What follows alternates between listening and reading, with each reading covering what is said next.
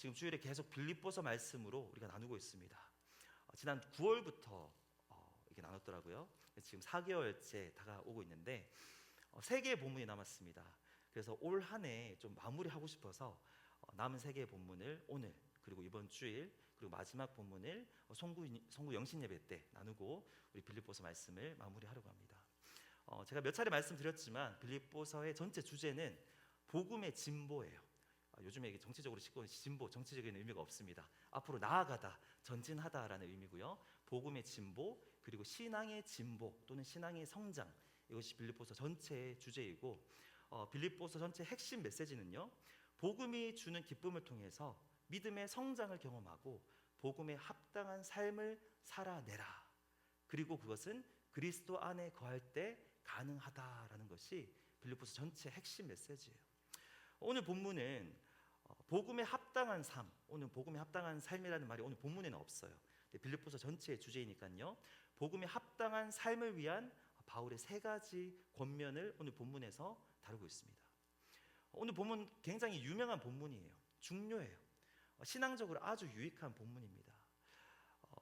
데살로니가 전서 5장 16절부터 18절 굉장히 유명한 본문인데 거의 굉장히 그 본문과 비슷하고 그 정도로 중요하고 유익합니다. 데살로니가 전서 5장 16절부터 18절 암송하고 계신 분들 계시는지 모르겠어요. 항상 기뻐하라. 뭐죠? 쉬지 말고 기도하라. 그다음 뭐죠? 범사에 감사하라. 그 다음이 중요합니다. 잘 못 외우시던데 이는 그리스도 안에서 너희를 향하신 하나님의 뜻이니라. 아멘. 오늘 본문의 내용도 비슷합니다. 신앙생활의 본질을 다루고 있어요. 요 본문도 사실 암송하면 굉장히 유익할 본문입니다. 3가지를 다룰 텐데요. 첫 번째는 주님 안에서 항상 기뻐하라입니다.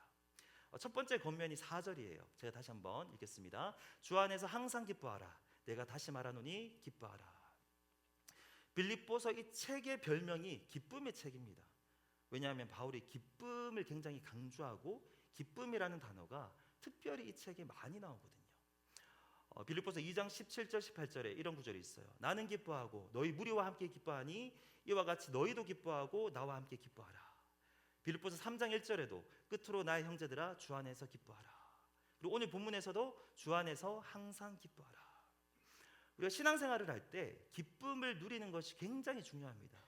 제가 한번 질문을 드려볼게요. 한번 스스로 생각해 보세요. 교회에 오는 게 기쁘십니까? 대단하시네요. 네. 신앙생활이 기쁘세요? 네. 지금 여러분 안에 이 기쁨이라는 감정이 있습니까? 갑자기 여기는 대답이 없으시네요.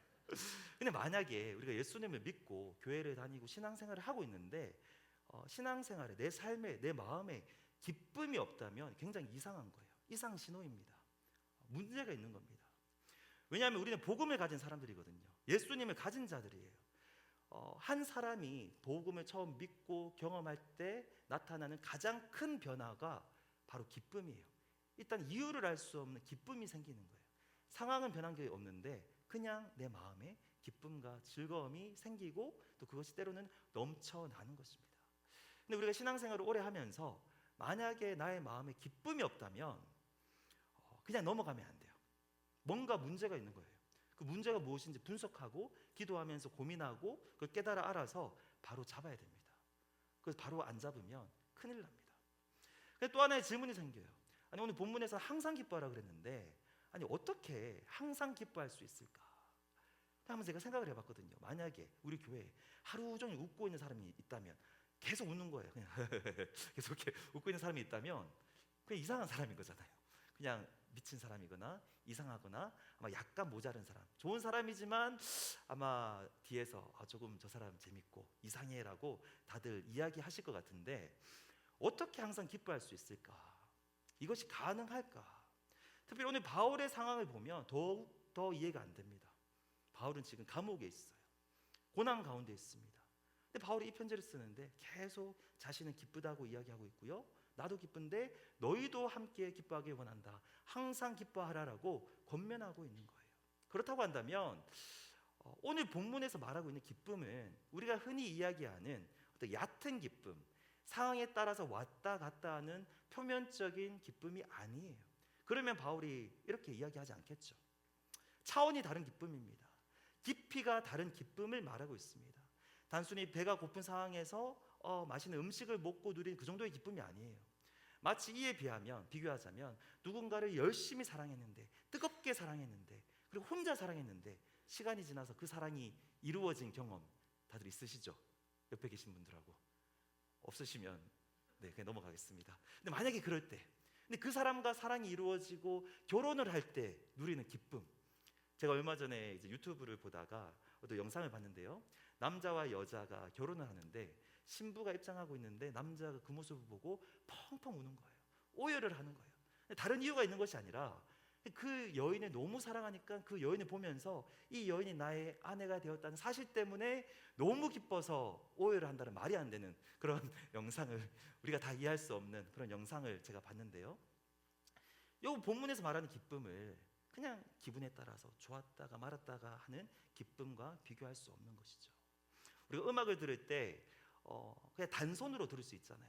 멜로디가 주는 그냥 그런 감정의 깊이하고 그 멜로디를 바탕으로 다양한 화음과 연주가 어우러진 대곡, 완성된 곡이 주는 그런 감정의 깊이는 차원이 다릅니다. 마치 사랑하는 아들이나 딸을 잃어버렸다가 수년 만에 다시 찾은 기쁨. 오늘 본문에서 바울이 말하는 기쁨은 차원이 다른 기쁨이에요.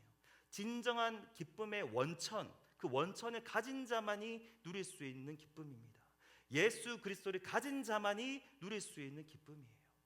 그래서 바울이 덧붙이는 거죠. 주 안에서 항상 기뻐하라. 우리의 상황을 보면 항상 기뻐할 수 없습니다. 상황은 당연하죠. 항상 좋을 수는 없으니까요. 상황이 좋아서 누리는 기쁨은 얕고 일시적인 기쁨이에요. 근데 만약에 우리가 그 영원한 기쁨의 원천이 되시는 주님 안에 거한다면 우리는 항상 기뻐할 수 있습니다. 그래서 바울은 주님 안에서 항상 기뻐하시라고 명령하고 있어요. 물고기가 얕은 물가에서 그냥 살짝 물맛을 보면서 겨우 생명을 연명하면서 살짝 누리는 그런 기쁨이 아니고요. 깊은 바다 가운데 들어가서 누리는 그 기쁨을 우리는 누리고 있는 거예요. 누릴 수 있는 겁니다. 한번 생각해 보시면 좋겠어요. 하나님의 아들 되시는 예수님께서 우리를 그렇게 뜨겁게 사랑하시는 거예요. 그 하나님이 우리를 사랑하셔서 우리를 위해서 죽으셨습니다. 어떤 대의를 위해서 큰 그림만 보고 죽으신 게 아니에요. 한 사람 한 사람을 진정으로 사랑해서 그 사람을 위해서 그 사랑 때문에 십자가에서 죽으신 겁니다. 지금도 여전히 우리를 사랑하셔서 눈동자같이 우리의 인생을 지켜주세요.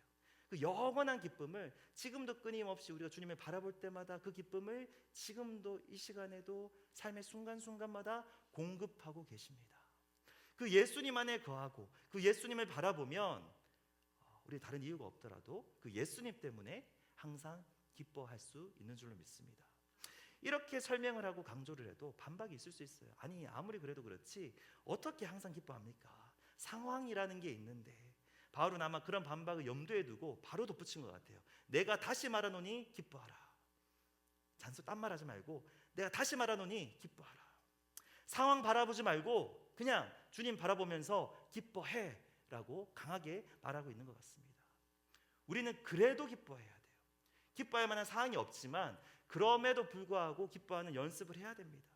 예수님을 바라보면서 주님 안에 거하면 기쁨을 주십니다.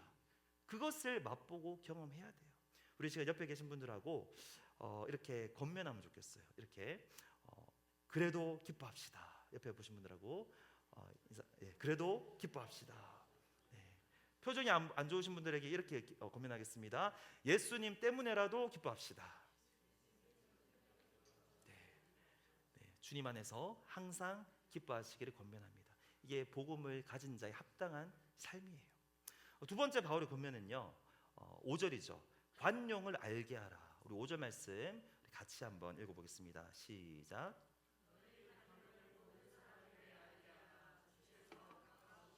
아멘. 두 번째 권면은 관용입니다. 관용은 친절함이란 뜻이에요. 또 배려심이 많은 것, 그리고 부드러운 것, 이것을 말합니다. 사람들과의 관계에서 관용이 매우 중요하죠. 우리가 오해하면 안 됩니다. 성경은 하나님과의 관계만 말하고 있지 않아요. 사람과의 관계도 말씀하시고요. 오히려 양으로 보면 그게 더 많을 것 같아요. 오늘 본문에서는 관용을 알게 하라, 모든 사람에게 알게 하라 그랬거든요. 근데 이것을 잘못 보면 좀 생색을 내는 걸 말하는 건가? 이렇게 생각할 수 있을 것 같아요. 우리 주변에 보면 생색 잘 내는 사람 있죠. 뭐 하나 해주고 내가 그거 해줬지. 일주일 지나서 내가 그거 해줬지. 1년 지나서 내가 그때 그 선물 줬는 거 기억나? 뭐 이렇게 생색 잘 내는 사람이 뭐 우리 주변에 있을 수 있잖아요. 근데 오늘 본문을 잘못 보면 생색을 좀 내라는 건가? 그 사람이 맞았던 건가? 이렇게 생각할 수 있는데 그런 뜻은 아니고요. 조금 더 적극적으로 관용을 모든 사람에게 알게 하라.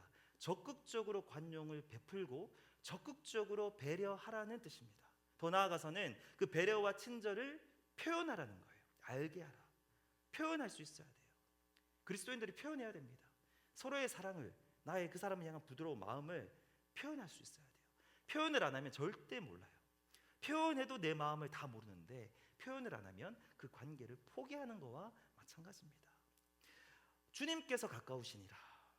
지금 빌립보서 3장 그 말부터 바울은 계속 종말론적인 관점에서 그거를 염두에 두면서 권면하고 있습니다. 그런데 서로에게 친절한 것과 주님이 다시 오시는 것과 무슨 상관인가? 오늘 본문은 상관이 있는 것처럼 이야기하거든요. 너희 관용은 모든 사람에게 알게 하라. 왜냐하면 주님께서 오실 때가 되었기 때문이다. 주님이 다시 오시면 우리의 삶을 평가하시겠죠. 하나하나 다 평가하십니다. 근데 가장 또 중요한 요소 중에 하나가 형제의 사랑이에요. 관용이에요. 성경을 보면 예상외로 서로 간의 사랑과 그 주님의 재림을 연결하는 본문이 많아요. 야고보서 5장 9절을 보면요, 형제들아 서로 원망하지 말라. 그리하여야 심판을 면하리라. 보라, 심판주가 문 밖에서 서 계시니라. 연결하고 있어요. 원망하면 안 된대요. 주님 금방 오시니까. 그거부터 이제 물어보시겠다는 거죠. 베드로전서 4장 7절 8절 말씀에도 동일한 원리가 있습니다. 만물의 마지막이 가까이 왔으니 그러므로 너희는 정신을 차려 근신하여 기도하라. 여기까지는 이해가 돼요. 주님이 오시니까 깨어서 기도해야 되겠죠. 그런데 무엇보다도 더 중요한 거, 뜨겁게 서로 사랑할지니 사랑은 허다한 죄를 덮느니라. 예수님께서 다시 오실 때 반드시 물어보십니다. 주님의 마음으로 서로 사랑했는지, 관용을 베풀었는지, 서로에게 배려를 표현했는지, 배려했는지 반드시 물어보세요. 관용에 대한 개념에 대해서 우리 조금 더 생각할 필요가 있어요. 왜냐하면 관용은 영어로는 tolerance거든요. 근데 이제 우리 아이들이 대학에 가면 가장 많이 듣는 단어 중에 하나가 tolerance예요. 그리고 diversity입니다. 같은 거거든요. 관용, 다양성. 사실 동성애를 찬성하는 좀 약간 리버럴한 사람들이 가장 좋아하는 단어가 이 관용이라는 단어입니다. 포용하는 거, 다양성. 서로 비판하지 말고 관용하고 서로 다 인정해 주자. 그래서 우리는 이 단어 자체에 좀 오해할 수가 있어요. 관용이라는 거는 좀 아닌 것 같은데. 근데 물론 진리의 문제에 있어서는 분명히 해야 돼요. 죄는 죄라고 말할 수 있어야 됩니다. 동성애는 죄죠. 그 사실에 대해서 관용하면 안 됩니다. 근데 하지만 오늘 본문이 말하는 거는 그러한 걸 얘기하는 게 아니고요. 진리가 아닌 문제, 본질이 아닌 문제에 대해서는 옳고 그름을 지나치게 따질 필요가 없다는 거예요. 사실 우리의 인생에서 이 진리의 문제나 본질의 문제보다 그렇지 않은 문제들이 훨씬 많습니다. 우리가 대화할 때 실제 우리 실생활에서 부딪히는 문제들은 이 진리의 문제는 사실 그렇게 많지 않아요. 옳고 그름을 따질 일이 사실 많이 없습니다. 교회 생활에도 마찬가지예요. 사실 진리의 문제가 아니거든요. 그때는 그렇게 내가 옳은 것처럼 이야기를 했는데 며칠만 지나가면 1년이 지나고 또 주님 오실 때 그 기억이 나겠습니까? 진리의 문제가 아니에요. 더 중요한 것은요, 태도입니다. 관용적인 태도, 친절한 태도. 오늘 본문에서 말하는 건 태도예요. 나의 사랑이 담겨져 있는 어떤 표현. 관용하고 배려하는 것은 하나님의 성품이에요. 예수님을 믿는 그리스도인이라고 한다면 당연히 가지고 있어야 될 품성입니다. 근데 예수님 믿는 사람들은 기본적으로 친절해야 돼요. 심지어 진리의 문제를 다룰 때도, 죄를 지적할 때도, 심지어 동성애자들 앞에 두고 서로 강력하게 디스커션을 할 때도, 그때도 사실은 친절해야 돼요. 그때도 친절한 태도를 놓쳐서는 안 됩니다. 우리가 만약에 친절하지 않으면서 어떻게 삶 속에서 예수님의 향기를 풍길 수가 있겠습니까? 교회에서 그 본당이 카펫 색깔로 쌓아놓은 교회가 정말로 있었다고 합니다. 저는 예화만 있는 줄 알았는데 실제로 그런 교회가 꽤 많다고 해요. 다들 뭐 아시겠죠? 건축을 하는데 어떤 사람들은 우린 예수님 믿는 사람들인데 예수님의 보혈의 피를 상징하는 빨간색 카페트가 좋겠다라고 싸우고, 어떤 사람은 아니다, 우리는 좀 시원한 좀 파란색이 계열이 좋겠다. 끊임없이 그것 때문에 싸운다는 거예요. 관용이 없는 거죠. 그런 교회는 큰 희망이 없습니다. 우리 인생을 살아갈 때 그리고 대화할 때 진리의 문제가 아닌데 너무 옳고 그름을 따지지 않기를 주님의 이름으로 축복합니다. 교회에서도 마찬가지고요, 가정에서도 마찬가지고요, 뭐 쉽진 않겠지만요, 학교에서도 직장에서도 친절하시기를 바랍니다. 그리고 이 관용은 먼저 양보하는 거예요. 하나님은 누가 관용하는지, 누가 배려하는지, 누가 친절한가를 보세요. 그거를 보세요. 먼저 양보하는 사람을 기뻐하십니다. 근데 물론 자꾸 나만 먼저 양보하면 살다 보면 억울하죠. 양보하는 사람이 계속 양보할 수 있거든요. 근데 그래서 오늘 사실 이 5절 말씀에 주님의 재림과 연결된 것 같아요. 먼저 계속 양보하면 이 땅에서는 억울해요. 손해봅니다. 근데 주님이 다시 오실 때 그 마지막 날에 그것을 가지고 다 갚아주시는 거예요. 관용한 사람, 더 양보했던 사람을 주님께서 그때 챙겨주시고 평가해주시고 상으로, 칭찬으로, 위로로 갚아주신다는 겁니다. 저를 따라서 옆에 보지 말고 이거는 혼자 스스로에게 얘기해야 돼요. 이렇게 한번 고백하면 좋겠습니다. 그럴 수 있지. 그냥 그래, 그렇게 해. 안 나오네요. 여기 잘 연습을 해야 될 것 같습니다. 그래, 그렇게 해. 괜찮아, 괜찮아. 네, 이런 태도가 기본적으로 필요하다는 거죠. 복음에 합당한 삶을 살기 위해서는 꼭 필요한 태도라는 겁니다. 세 번째 바울의 권면은 염려하지 말고 기도하라는 거예요. 오늘 특별히 기도의 시간이기 때문에 이 말씀이 좀 중요하고 이것을 붙들고 우리가 좀 기도하기를 원하는데요. 6절부터 7절까지가 하나의 권면입니다. 마지막 세 번째 권면이에요. 6절 7절 우리 다 같이 함께 읽겠습니다. 아무것도 염려하지 말고 다만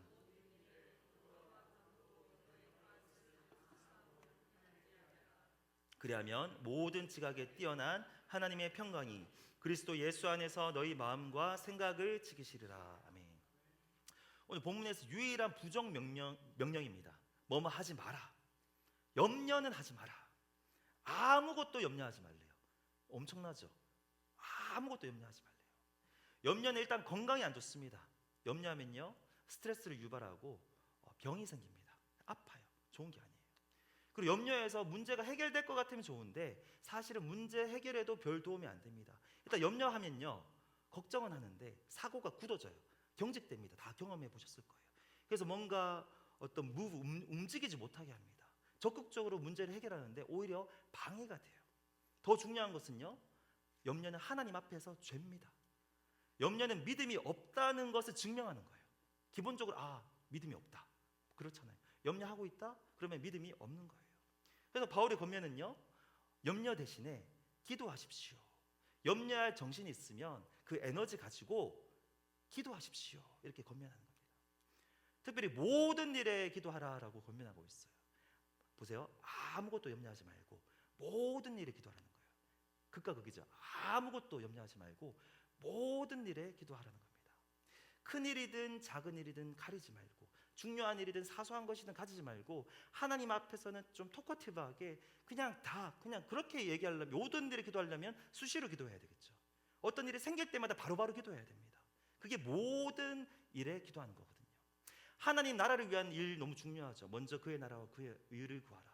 우리 힘으로 염려하면서 주의 일을 할 수가 없어요. 내 에너지를 가지고 나의 헌신과 희생을 가지고 열정을 가지고 주님의 일을 하는 건 좋아 보이지만 불가능해요. 그것도 기도하면서 해야 됩니다. 그리고 개인적인 필요를 위한 것, 나의 고민들, 문제들, 나의 마음 어렵게 하는 다양한 문제들이 있지만 그것도 모든 일 안에 포함되죠. 나의 문제를 가지고 해결해 달라고 기도하는 거 결코 어떤 부족하거나 초보적인 신앙이 아니에요. 하나님께서 명령하고 계시지 않습니까? 모든 일에 의로운 것만 기도하는 게 아니라 어떤 육체적인 문제, 어떤 물질적인 문제, 삶의 문제 하나하나를 두고 기도하는 것, 더 신앙이 있는 일입니다. 오늘 본문에는 기도에 대한 단어가 이 6절에 4개나 나와요. 기도와 간구로 너희 구할 것을 하나님께 아뢰라. 기도, 간구, 구할 것 아뢰라. 다 같은 말이거든요. 이 4가지 종류의 각각 좀 색깔이 다른 기도의 종류가 있는 것이 아니라 기도를 엄청 강조하는 겁니다. 염려할 틈을 주지 마라. 인생에서 염려할 거리가 있을 때마다 바로바로 그냥 기도해야 된다라는 거예요. 기도가 무엇입니까? 기도는 하나님께 말하는 거예요. 하나님과의 대화입니다. 대화는 주고받는 거죠. 네, 주었다가 또 하나님의 음성을 듣고, 이건 좀 어려워요. 부담을 느낄 수 있기 때문에 조금 더 쉽게 말하면 기도는 그냥 하나님께 말하는 겁니다. 혼자 앉아서 어떤 분들 이럴 수 있어요. 음악 나오고 불 꺼지고 묵상을 할 수가 있어요. 나름대로 거룩한 묵상, 내가 이렇게 하고 내 뭐를 하고. 근데 그건 기도가 아닙니다. 기도는 내 생각에 있는 그대로 나의 모든 일을 하나님께 하나하나 말하는 거. 입에서 나와야 돼요. 물론 생각으로도 할 수 있겠죠. 근데 그 방향이 나 혼자 아무리 거룩하게 성령 안에서 묵상하는 것은 기도가 아니에요. 하나님께 아뢰는 것이 기도입니다. 그냥 하나님을 부르면서 하나님께 아무런 고백을 하면 다 기도예요. 감사한 일이 있으면 그냥 감사하다고 말하는 게 기도입니다. 잘못한 게 있으면 잘못한 게 있으니 용서해달라고 하는 것이 기도입니다. 마음에 원하는 것이 있고 필요한 것이 있으면 달라고 구하는 것이 기도입니다. 여기서 아뢰다라는 말은 내 마음을, 내 생각을 하나님께서 알게 한다라는 거예요. 이미 아시겠죠? 알고 있다고 그냥 우리가 그냥 생각해서 기도 안 하면 안 돼요. 알고 계시겠지만 그래도 공식적으로 정확하게 제대로 너가 나한테 예전에 기도 안 했잖아 라고 하는 말씀을 못 하시도록 우리가 정확하게 내가 직접 하나님께 표현해야 됩니다. 이건 다른 거예요. 알고 계신 거랑 또 기도하는 거는 완전히 다른 거예요. 하나님이 아신다고 가만히 있으면 안 될 줄로 믿습니다. 기도할 때 중요한 태도를 본문에서 또 덧붙이는데요, 감사함으로 기도하라라고 6절 말씀에 기록되어 있습니다. 그만큼 하나님께서는 감사하지 않는 것을 싫어하세요. 물론 좀 때로는 감사 못할 때 있죠. 원망하면서 아니 어떻게 이럴 수가 있습니까? 울면서 또 불평하면서 하는 것도 기도예요. 다 받으십니다. 그것도 기도예요. 안 하는 것보다 그게 훨씬 낫습니다. 근데 이왕이면 이 기도보다는 하나님께 원망하지 않고 감사하면서 하는 기도를 주님께서 더 원하신다는 거예요. 우리 하나님은 기본적으로 불평하는 것은 좋아하지 않으십니다. 우리가 구약의 스토리를 다 알지 않습니까? 이스라엘 백성들이 왜 광야에서 다 죽었습니까? 다른 이유가 없어요. 하나님께서 끊임없이 지켜주시고 인도하시고 좋은 것을 주시는데 그것을 가지고 감사하게 받지 않고 불평하고 원망하다가 광야에서 다 죽었습니다. 60만 대군이 다 죽었습니다. 여자와 어린아이까지 그래서 200만 명이 거기 다 죽었습니다. 우리가 교훈 삼아야 돼요. 오늘 우리가 기도할 때 이렇게 기도하면 좋겠습니다. 오늘 본문을 적용하면서 있는 거 없는 거 다 기도하는 거예요. 오늘 한번 마음 먹고 그렇게 기도했으면 좋겠어요. 모든 일을 다 말하면 좋겠습니다. 큰 일이든 작은 일이든 생각나는 거든 염려거리를 다 주님께 맡겨버렸으면 좋겠습니다. 모든 것을 그냥 하나님께 알게 했으면 좋겠어요. 전달하는 거죠. 근데 할 수 있다면 감사한 태도를 가지고 감사한 마음으로 다 말하시는 저 여러분들에게 축복합니다. 염려와 불안에 그리고 두려움에 사로잡혀 있을 때 우리가 기도하면 하나님께서 우리에게 평강을 주신다고 7절에서 약속하세요. 모든 지각에 뛰어난 하나님의 평강이 우리의 마음과 생각을 지키신다고 약속하셨습니다. 기도하면. 염려의 반대말이 뭘까요? 염려의 반대말 기도입니까? 염려 대신에 기도하라 그래서 염려의 반대말 기도입니까? 아니죠. 상관없죠. 염려의 반대말은 평강입니다. 평안한 마음이에요. 이 기도라는 것을 통해서 마음의 염려가 평강으로 바뀌는 거예요. 이런 경험들 다 있지 않습니까? 그냥 고민거리를 너무 답답해서 친구한테 말하기만 했는데 이상하게 말하고 나니까 마음이 편해진 거죠. 이상하게 너한테 말하고 나니까 마음이 편해졌어. 이상하게 엄마한테 얘기하니까 아빠한테 얘기하니까 마음이 너무 편해졌어. 이런 경험들 다 있을 거예요. 말하고 나니까 마음이 편하다. 기도는 하나님께 말하는 건데 하나님께 아뢰고 하나님과 교제하는 과정에서 이미 나의 마음의 염려가 평안으로 바뀌는 거예요. 이게 기도의 능력입니다. 지금 염려거리들이 다 계실 것 같아요. 염려가 없는 사람은 없으니까요. 오늘 이 시간 기도하면 좋겠습니다. 다른 것 없습니다. 일단 하나님께 내가 먼저 해결하려는 그 마음 접어두고 하나님께 아랠 때 우리 마음이 평안해질 줄로 믿습니다. 오늘 본문에는 나오지 않지만 당연히 자연스럽게 한 단계 더 나아가게 되더라고요. 그러면 내가 아뢰는 분이 내 친구가 아니고 하나님인데 마음만 평안해지고 끝일까? 저는 그렇게 생각하지 않아요. 오늘 본문에 나오지 않지만 성경 전체에 있는 하나님의 약속의 말씀과 하나님의 성품을 생각할 때 우리가 기도하는 하나님은 그냥 친구가 아니죠. 모든 것을 가능케 하신 전능하신 하나님입니다. 그러면 평안케 하시고 끝이 아니라 일하실 줄로 믿습니다. 본문에는 없지만 성경적이에요. 다른 성경이 있습니다. 하나님께서 역사하십니다. 우리의 기도에 응답하십니다. 하지만 순서가 있죠. 먼저는 마음을 평안하게 하시고 그 다음에 하나님께서 친히 역사하시고 그 기도에 응답하시는 거예요. 제가 몇 주 전에 여기 로비에서 커피를 이렇게 내리고, 뜨거운 커피인데요, 약간 이렇게 가끔씩 새는 거 있죠, 아시죠? 이 새는 불량 컵이 있잖아요. 그래서 딱 새가지고 빨리 다른 컵에 이제 옮겨 담을 일이 있었어요. 그래서 이 뜨거운 커피를 가득 채웠다가 이 종이컵에서 이 종이컵으로 옮기고 있는데, 너무 당연한 건데 너무 뜨거우니까 쫙 옮겼어요. 근데 순간에 여기 무게감이 느껴졌는데 옮기면서 이게 너무 가벼워지는 거예요. 손이, 이게 아무것도 아닌데 그 순간 너무 신기하더라고요. 아무것도 아니죠. 너무 신기해요. 분명히 내가 있는데 이게 옮기는데 무게의 가벼워짐을 경험하는데 엄청난 영적인 진리를 깨달았습니다. 순간적으로 기도가 이런 거구나. 내가 나한테 있는 거를 하나님께 말만 하면 그 무게감이 그냥 절로 가는 거구나. 나의 마음은 가벼워지는 거구나. 저한테는 엄청난 깨달음이었는데, 네, 별 생각이. 네. 기도가 이런 것 같아요. 우리의 염려거리를 하나님께 뜨거운 거 그냥 넘겨버리는 거예요. 다시 이렇게 주워 담지 않고 넘겨버리면 끝나는 거죠. 우리의 마음은 가벼워지고, 우리는 다 인정하지 않습니까? 하나님께서 최소한 나보다는 그 일을 더 잘 처리하실 것이라는 것을 믿고 우리는 그렇게 기도하는 거죠. 오늘 말씀은 복음에 합당한 삶을 위한 바울의 권면 세 가지입니다. 예수님을 믿는 사람이라면 마땅히 이뤄야 돼요. 세 가지 권면했어요. 마땅히 이뤄야 되는데 어떻습니까? 세 가지. 기쁩니까? 항상 기뻐하고 계세요? 친절하십니까? 염려 안 하고 그렇게 기도하고 계십니까? 감사함으로 기도하고 계십니까? 마땅한 건데, 만약에 그것이 안 되고 있다면 우리가 이 시간 다시 한번 더 우리의 마음을 돌아보면서 또 회개하면서 기도했으면 좋겠어요. 내가 예수님을 믿는 사람으로서 마땅히 누려야 될 삶인데, 마땅히 실천해야 되는 삶인데 하나님 그러지 못했습니다. 용서하시고 이 시간 은혜를 내려 주시옵소서. 그리고 예수님 안에 거하면서 예수님을 바라보면 예수님 때문에 기뻐할 수 있습니다. 그리고 주님 안에 거하면서 또 주님께서 곧 오신다고 생각하면, 또 오늘 우리가 배웠죠. 주님 오실 때 중요하게 보시는 거, 더 양보하는 거. 그러면 우리가 앞으로 더 친절하게 서로를 대하고 더 양보할 수 있습니다. 마음이 불안해지고 걱정이 될 때 오늘 이 시간 또 우리 삶 가운데 친구에게 이야기하듯이 하나님한테 다 말하면 우리 그 하나님께서 우리 마음에 평안해 주시고 그 기도에 응답하실 줄로 믿습니다.